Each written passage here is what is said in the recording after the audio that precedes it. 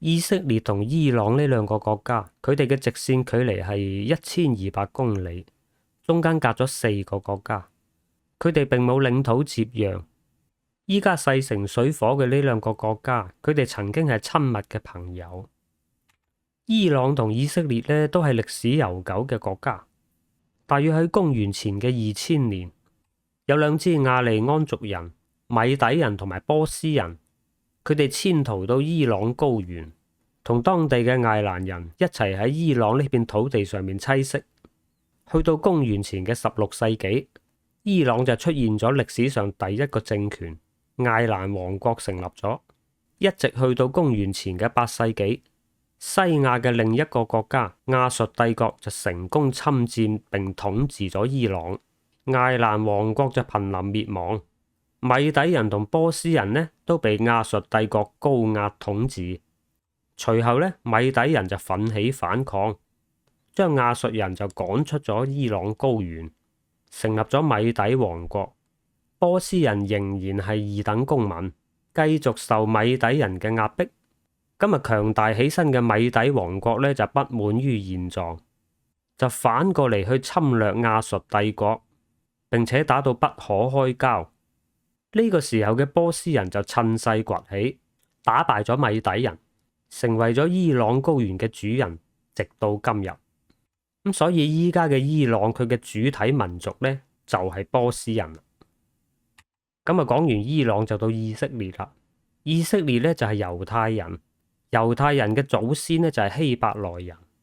猶太人呢，歷史上呢，一直都係多災多難嘅，唔係被奴役就係流亡。喺公元前嘅11世紀，猶太人喺今日嘅巴勒斯坦建立咗一個以色列王國。去到公元前嘅587年，呢個以色列王國呢，就被巴比倫王國滅咗，連耶路撒冷嘅聖殿都被毀滅咗，猶太人淪為奴隸。咁好多不甘做奴隸嘅猶太人呢，就紛紛向東面逃亡，就去到波斯避難。咁當時嘅波斯人呢，就非常同情猶太人喎。去到公元前嘅539年，波斯帝國就消滅咗新巴比倫王國，解救咗喺巴比倫被奴役嘅猶太人，並且幫助猶太人復國。但係好多當初逃亡到波斯嘅猶太人呢，就選擇咗留低喺波斯繼續生活。所以今時今日，伊朗喺國內仍然有5萬嘅猶太人喺度居住，佢哋喺伊朗仍然保留住自己嘅信仰同埋文化。咁以上就係伊朗同以色列歷史嘅簡單介紹啦。1979年之前，以色列同伊朗呢都係非常友好嘅盟友。以色列仲幫助過伊朗訓練軍隊，幫佢哋組織情報機構。伊朗亦喺能源方面呢，就俾咗以色列好大嘅幫助嘅。咁到底係乜嘢改變咗呢種關係呢？就喺1979年，伊朗爆發咗伊斯蘭革命，全面改信伊斯蘭教。哈米尼係伊朗嘅伊斯蘭保守派勢力及什葉派嘅最高領袖，即係話1979年開始，伊朗就轉變成伊斯蘭政教合一嘅國家，由親美轉變為反美，同阿拉伯人連成一體。咁啊，男人都仲好啲啊，伊朗嘅女士啊真係慘啊，由自由開放轉變到又要包頭巾，仲要冇晒自由。伊朗呢種咁嘅原教旨主義保守派伊斯蘭教呢，同馬來西亞嗰啲已經世俗化嘅伊斯蘭教係完全唔同嘅。原教旨主義嘅最終目的係要全宇宙都要全部信奉佢哋嘅伊斯蘭教。如果某一日伊朗強大到成為世界第一軍事強國嘅時候，佢就會用武力迫使全球伊斯蘭化，包括中國、俄羅斯、美國。呢個就係呢啲宗教嘅可怕之處。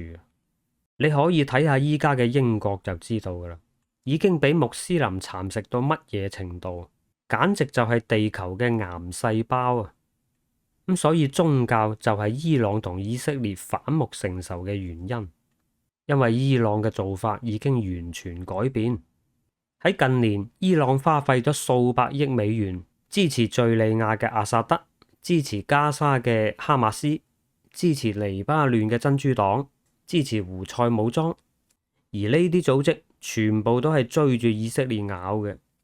而且最近伊朗嘅核彈研究進程已經接近成功㗎啦。呢個就係以色列打伊朗嘅原因啦。其實如果以色列懦弱啲，選擇安於現狀，不理會伊朗，等到某一日伊朗啲核彈出晒嚟嘅時候，就係以色列滅國嘅時候啦。烏克蘭已經係例子嚟㗎啦。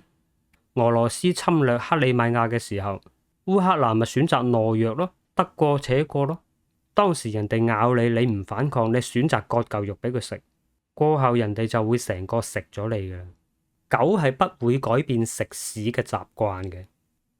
現時以色列人口係900幾萬，伊朗嘅人口係9000幾萬。以色列嘅面積呢就大約2萬平方公里，伊朗嘅面積呢就160萬平方公里。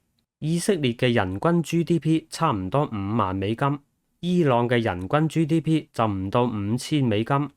以色列有42架 F-35、25架 F-15I 同埋102架 F-16I， 而伊朗呢只有大概係20架過期嘅 F-14同埋米格29。而且伊朗嘅呢啲飛機呢，就並冇配套嘅機載導彈嘅，佢哋只係攞翻嗰啲霍克地空導彈改裝下夾硬使用嘅啫。咁啊，米格29啊更差添，前蘇聯嘅產物，電子設備落後，冇辦法發射主動雷達制導嘅中距離空對空導彈。理論上呢兩個國家嘅經濟實力同埋軍事實力嘅差距都係好大嘅。咁啊，制空權就唔使講噶啦，一定就喺以色列手上噶啦。咁啊，伊朗亦都有佢嘅優勢噶。伊朗倚仗嘅就係佢有嗰2000幾支導彈嘅儲備，而且佢每一日都喺度生產緊導彈嘅。再加上伊朗嘅國土面積咁大，佢係有戰略重心嘅，所以唔係咁容易打到佢投降嘅。對於呢啲宗教嘅狂熱分子，你就算打到佢爛晒啊，佢都未必會投降嘅。你參考翻拉登啊、IS、塔利班，投咩降啫？日日捱打噶啦，死剩最後一個人啊，佢哋都唔會投降噶。冇錯啊，以色列嘅情報機構係做得非常出色嘅。以色列係知道晒伊朗嗰啲高層嘅所在位置嘅，淺層嗰啲已經斬首解決得七七八八噶啦。但係哈米尼嗰啲大 boss 同埋嗰啲核彈工廠呢，就藏晒喺地下好深處嘅。美國嗰隻可以打200英尺深度嘅鑽地彈啊，都唔知打唔打得到啊！同埋以色列同美國肯唔肯出地面部隊又係一個問題。如果唔出地面部隊，係好難徹底解決嘅。咁依家啊，美國佬啊集晒馬噶啦，咁啊即管留意下佢哋點解決啦。OK，我哋今日分享到呢度，多謝大家收睇，我哋下條片見啦，拜拜。